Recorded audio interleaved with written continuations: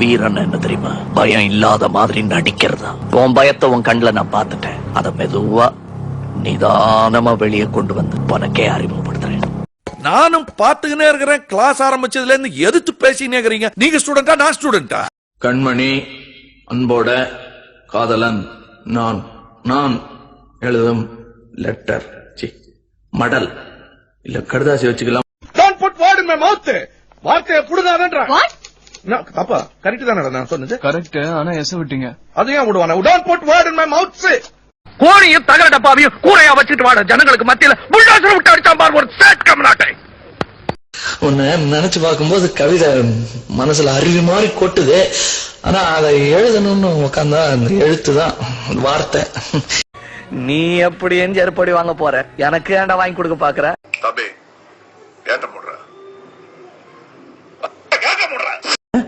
நடுவில் நடுவில் மானே தேனே பொன்மானே இதெல்லாம் போட்டுக்கணும். இந்த பாரு, எனக்கு என்ன காயம்னாலும் உடம்பு தாங்கிடும். உன் உடம்பு தாங்குமா? என்னங்க ஒரு டாக்டர்னா பார்த்தது டாக்டர் நம்புற மாதிரி இருக்கணும். இப்ப நீங்க doctor, doctor hello good morning அப்படிதான் ஆகுது. ஒரு அப்பாவி கிழமை அவனை ஜெயிலுக்கு கூட்டிட்டு போய் அடிச்சு கொன்னுட்டு தற்கொலைன்னு சொன்னா பாரு. முன்ன பின்ன தெரியாத ஒரு பையனுக்காக கண்ணீர் விடுற அந்த மனசு இருக்கு, அதான் கடவுள்.